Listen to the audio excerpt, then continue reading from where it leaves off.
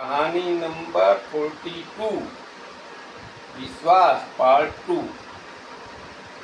बेटा, तुम्हारी आस्था और विश्वास को ठेस लगी होगी, यह मैं समझ रही हूँ। ध्यान से सुनो। जाति और धर्म दोनों भिन्न भिन्न चीजें। जातियाँ तो बनती बिगड़ती रहती हैं। जिनको आज पंडा मानकर पूज्य मानते हुए सब समाज में मल्लाहों से नीचे माने जाते हैं। पंडा शब्द गाली है। भगवान ने करे किसी मानव को पंडा का कार्य करना पड़े। और मल्लाह तो राम का तारणहार था, मित्र था। कहकर लंबी सांस ली।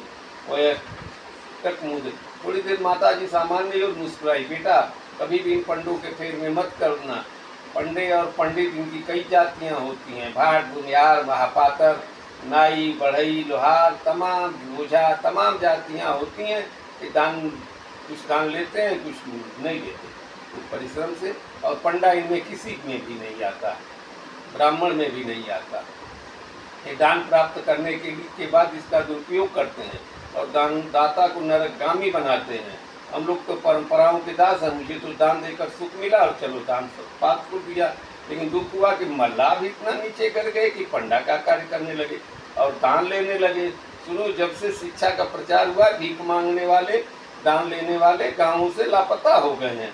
अब ढूंढने पर भी नहीं मिलते। जानते हो क्यों? शिक्षित होने के बाद वे जान गए कि दान लेना और भीख मांगना दोनों विकास में बाधक है और एक अकर्मण्य बनाता है।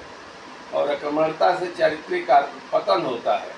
बेटा, एक पंडे असामाजिक तत्व और समाज से सक्षम वर्ग के प्रतिनिधि हैं। अच्छे परिवार का सदस्य इस पेशे में कदापि नहीं आते और दान भी नहीं लेते।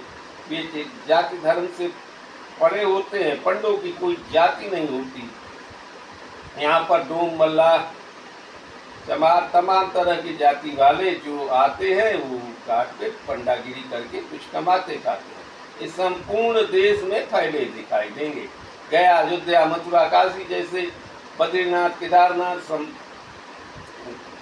ऋषिकेश, हरिद्वार, हर जगह भारत के कोने कोने, चारों कोने पर नदी, तालाब, मंदिरों पर इनका कब्जा है। समुद्र पर कब्जा है। घाये दहशत फैला दिए हैं। मैं तो खुश हूँ कि समाज के लोग चैतन्य होकर धर्मस्थलों को। बेटा, पहले लोग चंदा दान श्रद्धा बस आस्था पर देते थे। दान चंदा भय और लाचारी से देते हैं। बिना दिए कोई चारा नहीं है। धन्यवाद।